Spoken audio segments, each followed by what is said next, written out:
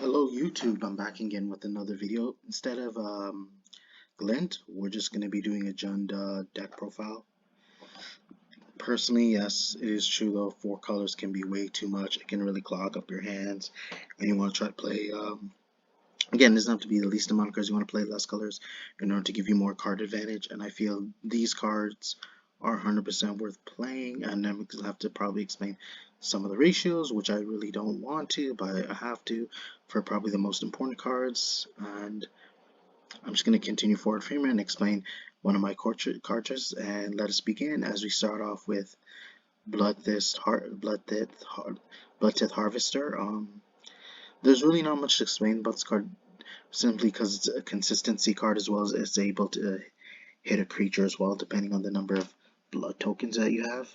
So anytime this card enters the battlefield, you get to create a blood token, and you can use that blood token to pay 1 mana.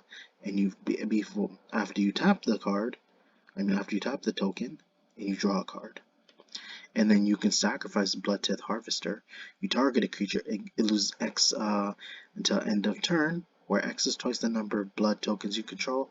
It can only be activated as a sorcery, unfortunately, but essentially how this works is that if you deplete their toughness 0, the creature automatically dies. So another card we have to max out is Bone Crusher Giant, simply due to the fact that he has instant ability, and it ensures that whenever he uses his adventure ability, damage cannot be prevented this turn, whether it may be by you or your opponent. But whenever you use Bone Crusher Giant, I usually wait till the end to do it, or if I know I'm about to win, I'm use it during my turn when I know I have more power than my opponent's life. That's the only time you want to use this effect. And it comes in very handy. So obviously we're maxing out Daemogoth Titan. You can sack a creature in order to attack, but at the same time the reason why we're even using it, because he has a power of 11 and a toughness of 10. And you can be able to make use of the sacrifice, as I'm going to explain the other card choices. But the whole purpose is to give our Daemogoth Titan trample, as well as keeping him on field for his power. And obviously we're going to start off with our other phoenixes. We are playing 8 at least, and I feel like this will help you synergize with your titan.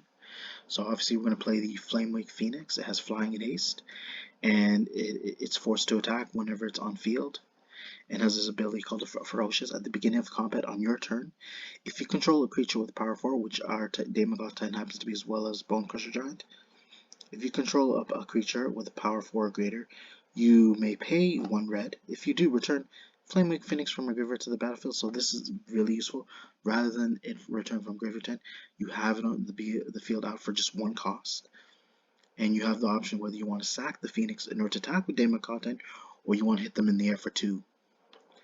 The same kind of goes for Rekindling Phoenix, but it does not have haste. But there's not really much to explain about this card. Anytime it dies, you create a 0/1 red elemental creature token with, at the beginning of your upkeep, sacrifice this creature and return target card named Rekindling Phoenix from a graveyard to the battlefield. It gains haste until end phase, which helps as that's flying as well. So going to our enchantments, we're obviously going to max out on Footfall Crater because it has the ability cycling as well as an enchantment. It's an enchant land which enables you can tap the enchanted land, and it gives your creature haste and trample. So that's the main purpose of playing Daemogoth. Not only do you want to attack with him on summon, you want to be able to make the use of his ability. So even though you gotta sack something, at the same time you can benefit by sacking the phoenixes. So, and our final enchantment we're playing is 3 Garruk's Uprising. Whenever a creature with a power 4 greater enters the battlefield, you draw a card. Or whenever Garruk's Uprising enters the battlefield while you control a creature with power 4 or greater, you draw a card either way. On top of that, it ensures to give all your creatures trample, which is why you want to be able to at least see one of them. Is why we're playing 3. Playing 4 can actually make your hand seem a lot more bricky since we're not playing too much green, but you need in case depending on the matchup. So for instances, we're just playing 2 Fatal Push. Normally, yes, you would have to max on this card, but I want to be able to focus on my game plan here. So sometimes they're not always gonna have creatures, or they're not gonna have a creature that costs 2 less, depending on the strategy. But having 2 Fatal Push, I feel like is appropriate choice since we're playing other 1 costs. But just in case, if you guys aren't aware, you can destroy a target creature if it has converted mana cost 2 or less, and has the ability to revolt whenever a permanent you control has left the field this turn. You can target or you can destroy 1 creature that has a converted mana cost 4 or less instead. Our other instant, since unfortunately we can't play Lightning Bolt, we're going to be playing Lightning Strike, which is able to deal 3 damage to any target, whether it be, again, it could be possibly the Planeswalker, it could be the player, and it could be the creature. And we're going to be moving on to our lands, which is Blackleaf Cliffs. Very important why you max out on, because it's able to allow us to play most of our cards, which is black and red. And if you guys aren't aware, whenever it enters the battlefield tapped, so it enters the battlefield tapped unless you control 2 or fewer lands. So if you control 2 or fewer lands, you could be able to play it like untapped. So we're obviously gonna be playing 3 Blood Crypt, since you're kind of forced to pay 2 costs. So I think 3 is appropriate, and it gives us access to other cards other lands that we could play too. So whenever it enters the battlefield, you pay 2 life. If you don't, it enters the battlefield tapped. Blooming Marsh, pretty much the same thing as Blackleaf's Cliffs, but it allows us to use green and black. Boseiju, who endures, I actually own this card. I didn't realize how much it was worth at the time, but again, just I think it's a lot more useful just playing on one. I don't think you need to really have more than 1 copy, not only because it's price tag, but especially since you don't want to see it too often. But at the same time, it helps, like, you can discard Boseiju, who endures, on top of it being an extra green for free. You can destroy target artifact, enchantment, or non-basic land opponent controls. The player may search their library for a land card with a basic land card type, put it onto the battlefield, then shuffle. This ability costs 1 less to activate for each not for each legendary creature you control. Unfortunately, I'm not playing any, but whatever. So, uh, another green that we're playing is Copperline Gorge, which pretty much does the same thing as Blooming Marsh, Blackleaf Cliffs, but instead you get to play red and green. Dragon Skull Summit, which is the reason why we're playing Blackleaf Cliffs, because Blood Crypt, because Blood Crypt is also treated as a swamp and mountain. So by having Blood Crypt out, not only do you have a swamp mountain, we get to play Dragon Skull Summit for free without having it tapped, and of course allows us to use red and black. Just 1 force in case you really need to see a green if you open with green. So sometimes playing the 1 force can help. Having more than 1 force can actually create awkward hands for you. So at the end of the day, like, I don't think it really does too much damage for you if you draw into 1. So best believe playing more will just hurt your odds. So another basic land, we're playing 3 mountain. Again, I think this is a very important card in order to allow us to get access to certain cards and important cards as well. And especially if we want to burn our opponent faster. Like I mentioned, the Phoenix, the Crater, the Strike, Bone Crusher, the Harvester. Another green card, Overgrown Tomb, which is pretty much the same as Blood Crypt, but instead it's giving you access to green and black as well as treated as Swamp and Forest.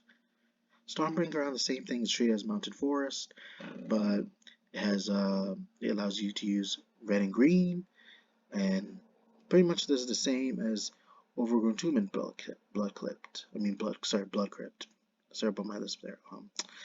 3 Swamp, pretty much accurate. We want to be able to see this, considering how important our black cards are. So of course, having extra swamps allows us to be able to utilize those cards a lot more efficiently. There isn't too much to add, you guys.